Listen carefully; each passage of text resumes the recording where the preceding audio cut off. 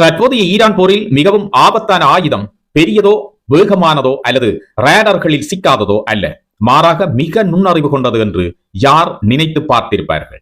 நடுவானில் தன்னிச்சையாக சிந்திக்கவும் தன் பாதையை தானே மாற்றிக்கொண்டு எதிரி இலக்கை பதம் பார்க்கக்கூடிய ஒரு மிக துல்லியமான பயங்கர ஏவுகணை, மிக விரைவாக ஏவப்படக்கூடிய ஒரு ஆயுதம், எளிதில் மறைத்து வைக்கக்கூடியது, மலிவான விலையில் தயாரிக்கக்கூடியது. நாம் பேசிக் கொண்டிருப்பது ஈரானினுடைய ஹைபர் ஷெகன் பற்றியாகும். இது அமெரிக்க இராணுவ திட்டமிடுபவர்களுக்கு தூக்கமில்லாத பல இரவுகளை தரும் அளவுக்கு மிகவும் மலிவான, துல்லியமான மற்றும் ஒரு கொடிய ஏவுகணை என்று சொல்லப்படுகிறது. சில நேரங்களில் போரில் மிகவும் ஆபத்தான ஆயுதம் என்பது மிகப்பெரிய வெடிப்புகளை ஏற்படுத்துவது அல்ல, மாறாக எதிரிகளை விழித்திருக்க செய்யும் ஒரு ஆயுதம், எதிரிகளுக்கு அச்சத்தை ஏற்படுத்துகின்ற ஒரு ஆயுதம், அடுத்து எங்கு விழும், அடுத்து எங்கே ஏவப்படும், என்ன நடக்கும் என்று சிந்திக்க வைக்கும் ஒரு ஆயுதம் தான். இதுதான் ஈரானின் ஹைபர் ஷெகன் தரும் சக்தியாகும். இந்த ஏவுகணை மிகவும் தனித்துவமானது. இது ஈரானின் எதிரிகளுக்கு பயத்தை தரும் ஆயுதமாக மாற்றி அமைக்கப்பட்டிருக்கிறது. இந்த ஆயுதம் மிகவும் விலை உயர்ந்தது என்பதாலோ அல்லது ரேடரில் சிக்காதது என்பதாலோ அல்ல, மாறாக இது மிகவும் புத்திசாலித்தனமாக மாறி வருவதனால் ஆகும். இதை ஈரான் மிக துல்லியமாக வடிவமைத்திருக்கிறது. ஹைபர் ஷெகன் என்பது ஈரானின் நடுத்தர தூரவீச்சு ஏவுகணைகளில் ஒன்றாகும். இதன் பொருள் கோட்டையை உடைப்பான் அல்லது அரணை தகர்ப்பான் என்பதாகும். இந்த ஏவுகணை 1500 கிலோமீட்டர் வரை பாயும் திறன் கொண்டது என்று சொல்லப்படுகிறது. இது 550 கிலோ எடையுள்ள அதிக வெடிமருந்து கொண்ட வெடிகுண்டை தாங்கிச் செல்வதுடன் செயற்கைக்கோள் மூலமாகவும் வழிநடத்தப்படுகிறது. இந்த ஹைபர் ஷெகன் லொரிகளில் இருந்து ஏவப்படுகிறது. மேலும் எரிபொருள் நிரப்புவது முதல் ஏவுவது வரை முழுமையான தயார்படுத்தலுக்கு வெறும் 15 நிமிடங்கள் மட்டுமே போதுமானதாகும். இந்த ஏவுகணை ஒவ்வொன்றினதும் விலை வெறும் $1 மில்லியன் மட்டுமே. இதனால் இது ஒரு $1 மில்லியன் கொடூர தாக்குதல், அதாவது $1 மில்லியன் ஹில் ஷாட் என்ற புனைப்பெயராலும் அழைக்கப்படுகிறது. மேலும் இந்த ஏவுகணை முற்றிலும் கணிக்க முடியாதது. எங்கு விழும், எங்கே பறக்கும், என்ன வேகத்தில் செல்லும் என்று கணிக்க முடியாது எதிரிகள் நடுங்குகின்றனர். இது இயங்குநிலை வளிமண்டல மறுநுழைவு வாகனத்தை கொண்டிருக்கிறது. அதாவது இந்த வெடிகுண்டு தனது இறுதி கட்ட பயணத்தின் போது கூட தன்னுடைய திசையை மாற்றிக்கொண்டு எதிரியின் நிலத்தை மிக துல்லியமாக தாக்கக்கூடிய வகையில் இது தயார்படுத்தப்பட்டிருக்கின்றது. ஈரானினுடைய AI தொழில்நுட்பம் பற்றி இப்போது எதிரி நாடுகளான அமெரிக்கா, இஸ்ரேல் மற்றும் அதன் நட்பு நாடுகள் சிந்திக்கின்ற அளவும் வாய்விட்டு பேசுகின்ற அளவும் ஈரானினுடைய தொழில்நுட்ப வளர்ச்சி மிக துல்லியமாக மாறியிருக்கிறது. இறுதியாக நடந்த 15 நாள் போரில் இந்த ஹைபர் ஷெகன் ஏவுகணைகள் தங்களுடைய நிலைப்பாட்டை மிக துல்லியமாக காட்டியதால் இந்த தாக்குதல்கள் அனைத்தும் அமெரிக்காவினுடைய ஜனாதிபதி டொனால்ட் ட்ரம்ப் அவர்களால் உடனடியாக நிறுத்தி வைக்கப்பட்டிருக்கிறது என்பதும் குறிப்பிடத்தக்கது. அதன் இறுதிக்கட்டத்தில் இந்த ஏவுகணை ஒலியின் வேகத்தை விட 8 மடங்கு வேகமான மேக் 8 என்ற ஹைபர்சோனிக் வேகத்தை அடைகின்றது. இந்த வெடிகுண்டின் சிறப்பு குறிப்பாக நகரும் துடுப்புகள் இணைக்கப்பட்டிருப்பதுதான். இது நடுவானில் தனது பாதையை திருத்திக் கொள்வதற்கு அனுமதிக்கின்றது.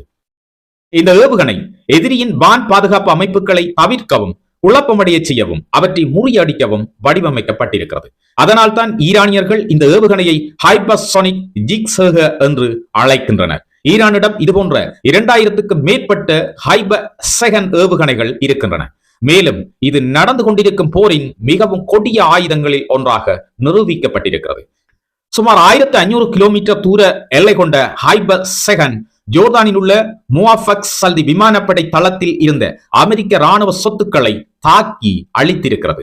இந்த ஏவுகணை அமெரிக்காவின் மிக மதிப்புள்ள வான் பாதுகாப்பு அமைப்பான terminal hyper altitude area defence தாட் அமைப்பை தகர்த்ததாக கூறப்படுகிறது. MQ-9 ரீஃபர்ஸ் ட்ரோன் பழுதுபார்க்கும் கிடங்குகள் தரைமட்டமாக்கப்பட்டதும் இந்த ஏவுகணையால் தான். குவைத்தில் இருக்கின்ற அஹ்மத் அல் ஜபார் தளத்தில் பேட்ரியாட் வான் பாதுகாப்பு பேட்டரிகள் அழிக்கப்பட்டதும் இந்த ஏவுகணையால் தான். அதனுடன் சேர்த்து ஏவுகணை எதிர்ப்பு பீரங்கி மற்றும் மோட்டார் ரேடர் ஆகியவற்றையும் அழித்தது இந்த ஏவுகணை தான். கத்தார், பஹ்ரைன் மற்றும் ஈராக் ஆகிய நாடுகளில் உள்ள அமெரிக்க சொத்துக்கள் மீதான தாக்குதல்களுக்கும் ஹைபர் ஷெகன் தான் பயன்படுத்தப்பட்டது. இந்த ஏவுகணை இப்பகுதியில் உள்ள குறைந்தபட்சம் 20 இராணுவ கட்டடங்களை அழித்து துவம்சம் செய்த செயற்கைக்கோள் படங்கள் உறுதிப்படுத்துகின்றன. தற்போது அமெரிக்க ராணுவ அதிகாரிகளும் இந்த ஏவுகணை மிகவும் புத்திசாலித்தனமாக, அதாவது AI தொழில்நுட்பத்துடன் மாறி வருவதாக கூறுகின்றனர். ஹைபர்செகன் பல்வேறு தடங்களில் பறக்கிறது மற்றும் இடைமறிக்கப்படுவதற்கான வாய்ப்புகளையும் சிக்கலாக்க தனது வேகத்தை மறுநுழைவு சூழ்ச்சிகளையும் மாற்றி அமைக்கிறது என்று அமெரிக்கா தலையில் கையை வைக்கிறது. ஈரானும் தனது விநியோக வழிகளை மேம்படுத்தி இருக்கிறது. இப்போது இந்த ஏவுகணையின் ஒற்றை பிரிவை $1 மில்லியன் ஈரான் தயாரிக்கிறது.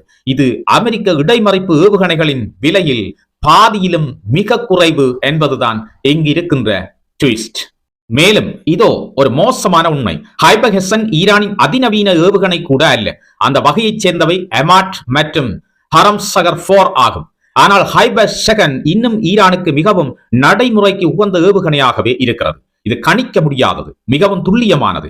மிக முக்கியமாக இதை எவ்வாறு தோற்கடிப்பது என்பது அமெரிக்காவுக்கு இன்னும் தெரியவே இல்லை. அடுத்து மற்றொரு செய்தி.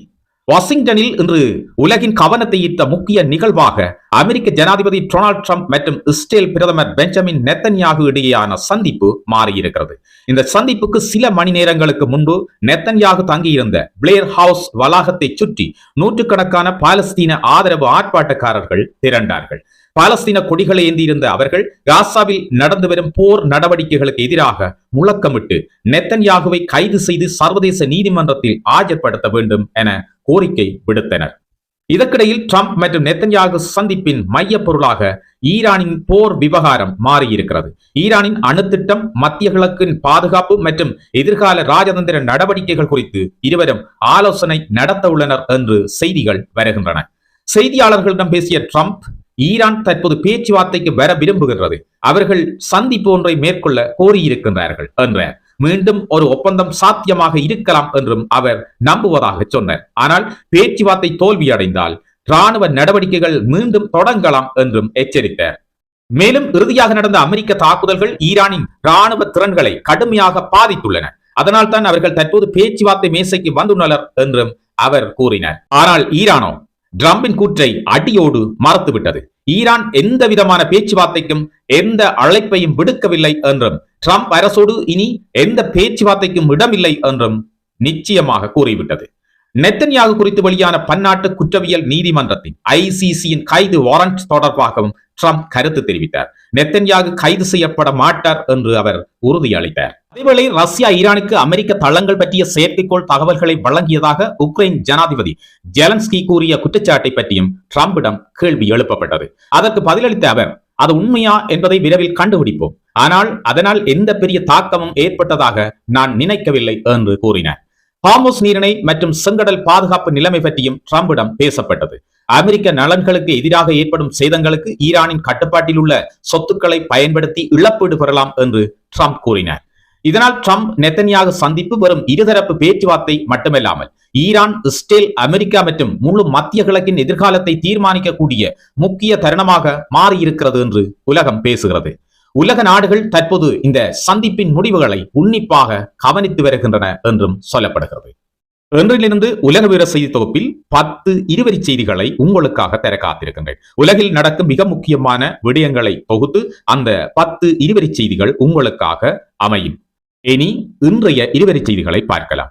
ட்ரம்ப் நெத்தன்யாகு சந்திப்பு. வாஷிங்டனில் ட்ரம்ப் மற்றும் நெத்தன்யாகு இடையேயான உயர்மட்ட பேச்சுவார்த்தை உலக கவனத்தை ஈர்த்தது. காசா போர் மற்றும் மத்திய கிழக்கு பாதுகாப்பு பற்றிய முக்கிய விவாதங்கள் இதில் இருக்கின்றன என்று சொல்லப்படுகிறது. பாலஸ்தீன ஆதரவு போராட்டம் தீவிரம்.